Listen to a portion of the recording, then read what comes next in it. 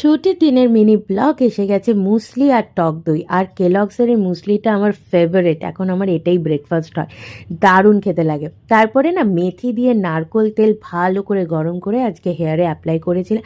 আর ঠিক এইভাবে আমি আমার হেড মাসাজ করি। উফ, মানে কি বলবো, জাস্ট অসাধারণ ফিল হয়, একদম মাথাটা ছেড়ে যায় যাকে বলে।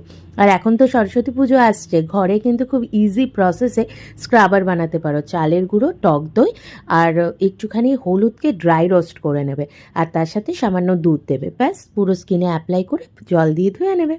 তারপরে আমি আর কৌশিক সন্ধেবেলা বেরিয়েছিলাম, আর রিক্সাটা কি ছোট ছিল, যাই হোক। আর মার্কেটে গিয়ে দেখছি কত সরস্বতী ঠাকুর, বাবারে।